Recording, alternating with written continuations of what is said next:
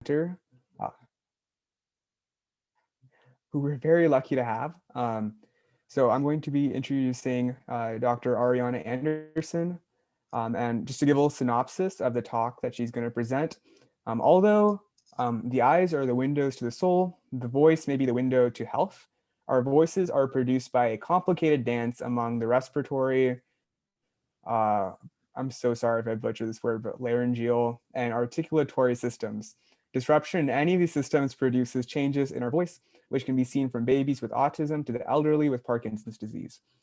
Here, Dr. Ariana Anderson demonstrates vocal changes in different disorders and how statistical models can quantify these vocal changes using baby cries from the Chatter Baby Cry Translator Research Study. Right. Hi, thank you so much for being here today. Thank you. It's great to be here with you guys. I'm really excited today to talk with you a little bit about my research. So as you just heard, I am a professor in the medical school, and specifically I'm in the Department of Psychiatry and Biobehavioral Sciences, but I'm actually a statistician by training.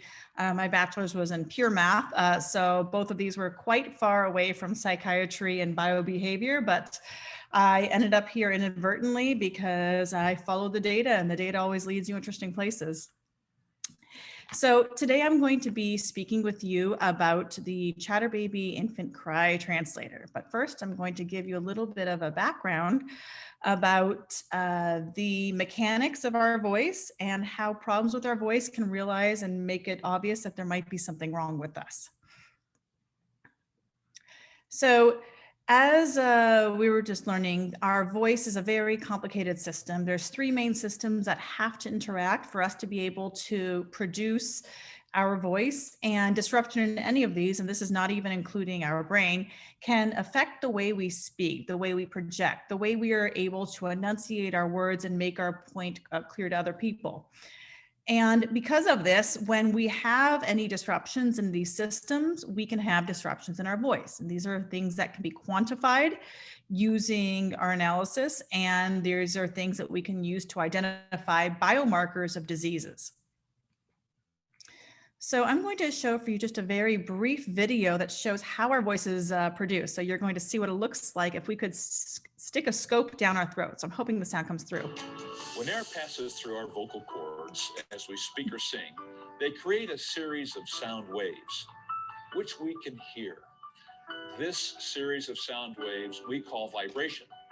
The vocal cords create the initial vibrations, which is the initial tones we hear that begin the sound we make when speaking and singing. Now watch and listen as these vocal cords create the vibrations that become our voices. So this is a low-pitched note.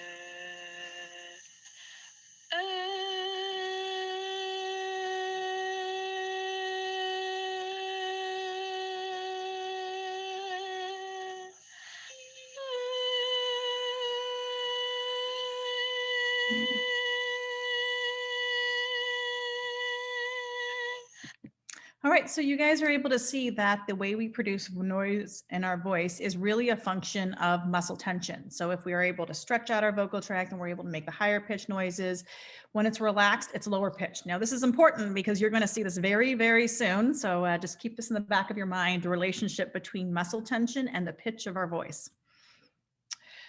So how is our voice produced? Well, at our brain, we have a number of different regions, but near the bottom, or near our brainstem, we actually have 12 cranial nerves. Now, these cranial nerves are associated with everything from our ability to move our eyes to our ability to taste. Now, what is important about these cranial nerves, though, is that 7 out of 12 of these are associated with the production of speech, among other things. So, for example, you will have 2 different nerves that control the first third and the back 2/3 of your tongue.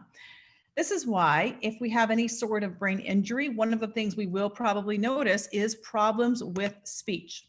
And the most famous of these is stroke. So stroke is a disorder which affects primarily older people and little babies. We'll go on to that too. And the reason for it is usually caused by either blood getting blocked or blood leaking out into the brain. So there's 2 different types of strokes that people are able to have. And some characteristic symptoms of the stroke are the face drooping. So you'll see someone with half their face is kind of going down. Arm weakness, they won't be able to move their arm. Speech difficulty, which we call dysarthria, and then it's time to call 911. So here's your acronym FAST. Watch out for next time if you ever see this. But what does it sound like when someone has a stroke? So we are going to watch a brief segment of training video of stroke assessment. So if anyone goes into the ER for a stroke, they are required to have an assessment done called the NIH stroke scale. Now, this is because a stroke can affect different regions of your brain. It can cause different symptoms. It can affect just one hemisphere, not the other. So they have this very thorough assessment that is actually also quite brief too, that helps people assess the intensity of the stroke. Is this something that's catastrophic? And it can also help you know about estimates for recovery. So we're going to first watch a video of someone who's had a more mild stroke, and then we're going to watch a video of someone who's had a severe stroke. And then you guys can hopefully just give me your feedback on what you think of the differences between the two. Good. And this one? Chair. This is our mild And stroke. this one? Okay. Yeah. And this one? Key. Good. That's great. Can you read these sentences for me? You know how, down to earth, I got home from work. Near the table in the dining room. They heard him speak on the radio last night. What I'm going to do. All right, so that was our man who had the more mild stroke, and we could, hear that he had some difficulty making some of the sounds. So he said down to earth instead of the TH sound. He wasn't able to produce that. So now we're going to, though, listen to someone who's had a more severe stroke. Now, I will note this man just doesn't have a more severe stroke in his ability to talk. He's probably going to have some other problems too. So for example, he might not be able to lift up his arm. He might lose his ability to feel a pinprick or some sort of short stimulus on one part of his body. It's unlikely that just his speech is affected. You're going to see impairments in other areas, and they're going to be more severe and correlate with the degree of severity of his speech impediment. So this is our patient who's had a severe stroke. So we are going to just listen to him for a second and try to see what he sounds like. Dishes and overflow the thing. Excellent. Okay. Now what I'd like you to do, I have another picture, and I'd like you to take a look at this and tell me what that object is right there. What is that right there? Can you tell me the name of that object? Globe. Excellent. How about this one? Key. How about Chair. Cut.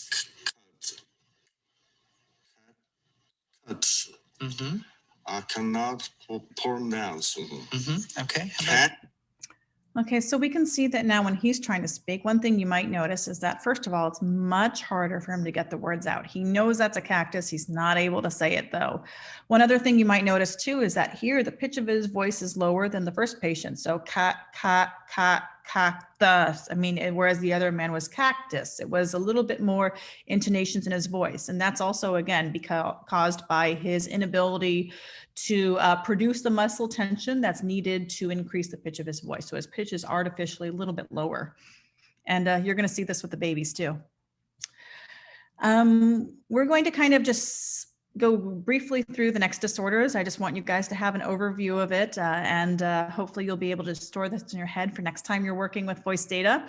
But the next patient we're going to see is a patient with schizophrenia. So we have already known that people, for example, who have depression tend to speak differently. So if you call a friend or you talk with a friend and you notice that they're depressed, they're often going to have a very low voice. I'm doing okay.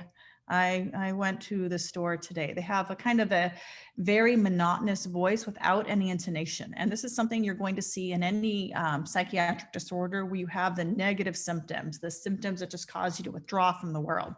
So we're going to hear this patient speak and just listen to how it sounds when someone who has what used to be called catatonic schizophrenia is speaking. This was the situation for me.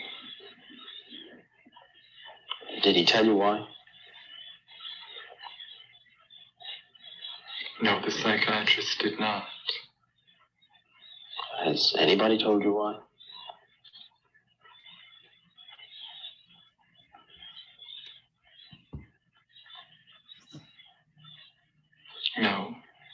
you any idea why? Yes. And what is that? I'm not completely like other people. What do you mean by that? People dislike me because I'm not completely like them. All right, so we can hear in his voice, he has a very almost robotic sound. It sounds very artificial, and it's really hard for him to have any sort of different intonations in his voice. His prosodic features are very flat. And this is, again, is something you're going to see with depression. For our next disorder, we're just going to look very quickly at Parkinson's disease, and using just a snippet of Michael J. Fox, who has Parkinson's, we're going to try to listen to his voice before and after, and just listen to how it changes before and after his diagnosis. I will note that Parkinson's disease, which is commonly assumed to be just a motor disorder, by the time you're diagnosed with it, about 90% of the damage is already done. So specifically, you have neurons in your substantia nigra, which is part of your basal ganglia and your brainstem. And these neurons are not able to properly react with dopamine. And that's why you have the symptoms of Parkinson's disease. So it is likely that even in the time when Michael J. Fox was well, he might have been experiencing some prodromal symptoms, but it's still a good comparison for us to hear someone before and after and see how their voice changed when they had a disease. I find that there's so many people that take what I do far more seriously than I do, or I am able to. In other words, the people who analyze films and actors and stuff, and they would ask me questions about why would you do a serious film? Would you want to be Olivia? And I'd be, everybody relax. They give me plane tickets. They flew me there. I did it. It was fine. All right, so this was before his diagnosis. So let's try to listen to him just a bit after his diagnosis. And if you can do that, then you get on to the business of life, and life is. I like that you call the book Always Looking Up, and why you did that, because It's a bit of a short joke. it's a short joke. Yeah. I didn't say this, but my world growing up was mostly asses and elbows. All right, so the Parkinson's vocal features are often so pronounced that there are companies currently using them right now to evaluate whether or not people have taken their medication. So there's a research study called the Parkinson's Voice Initiative, where they're trying to look at these vocal changes that occur with people with Parkinson's disease and then measure whether or not these vocal changes are normalized when people are on versus off medication, because your voice really is related to, it's tied to the same symptoms that govern all of your body and your functioning. So moving on real quick then to babies, what we do at UCLA. So that's my fourth baby. And when you're a baby of a scientist, you start doing research very early. And he's doing EEG, so looking at brain patterns of babies who do and who do not have older siblings with autism. But 60 years ago, we didn't have brain imaging, so people were instead looking at baby cries. So this is a cry from the journal Pediatrics in 1962, where they are assessing whether or not babies who are at risk for brain injury have different cries. And the answer to that was, surprisingly, yes. So then what does this mean? Well, we have seen abnormalities in babies' cries ranging from stroke to brain injury to another disorder called Cri-du-chat. But what does it sound like when a baby has a stroke? So we went over what it sounds like when an adult has a stroke, and we saw the change in voice and how the patient had a reduced pitch when he had a stroke. So what does it sound like with the baby?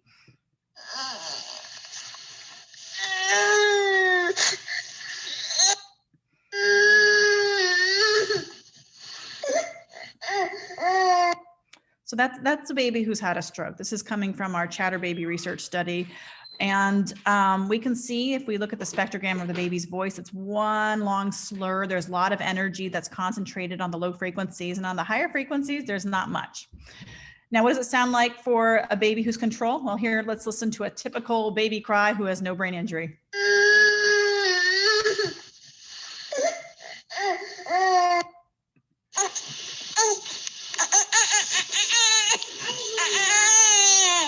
That second noise was the healthy baby, and you can see there was a lot of little waves in his cry. It was He was able to have different breaks in his cries, whereas the stroke baby had very long cry periods that were slurred together, similar to the humans who'd had a stroke. So Cri-du-chat is another disorder that I mentioned that is specific to infants, and the cry is considered diagnostic. It's a chromosomal abnormality, which means that part of your chromosome is missing, but the cry is so distinctive that the cry is still considered diagnostic.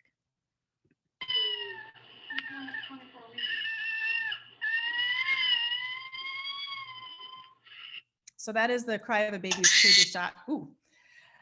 Moving forward though, so what are we doing with these cries here at UCLA? So at UCLA, we collected a large database of cries with the idea of translating and identifying why a baby is crying.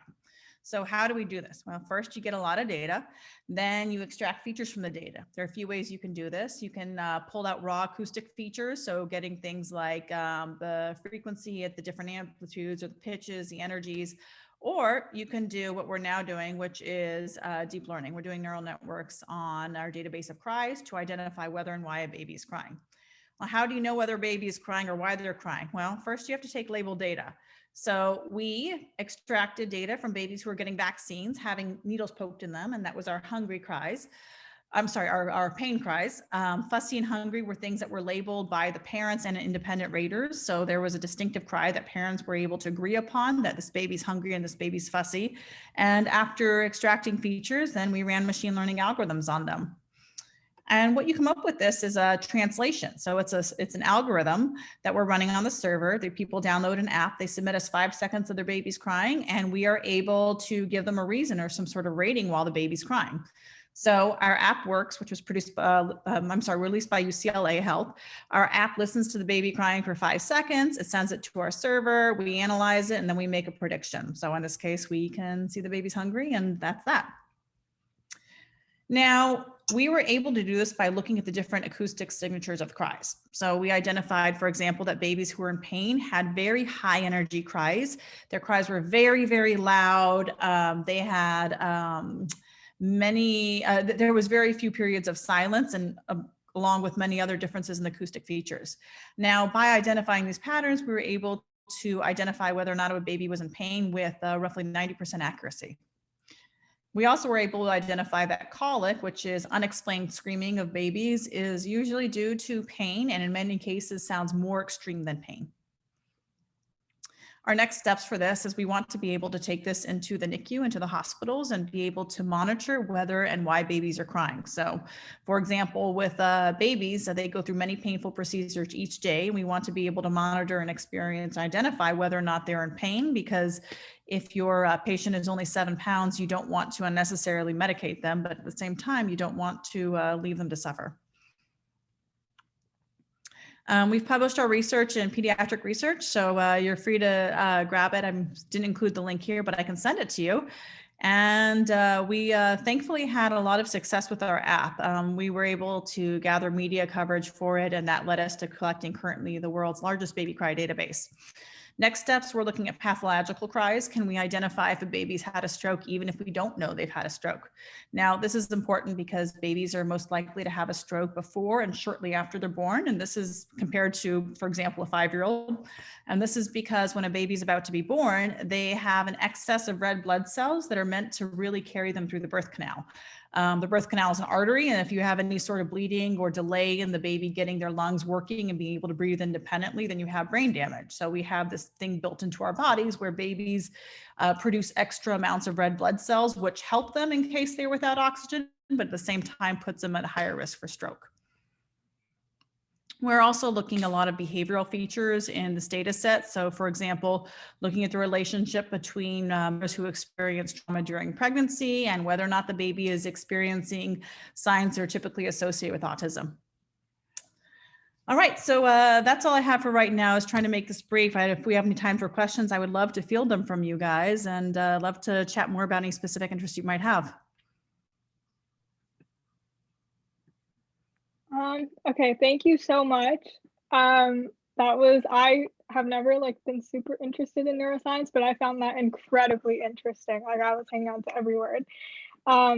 So one of the questions that we have in the chat is, what advice do you have for for someone who is currently studying math/computer science and wants to do applied research in healthcare or medicine?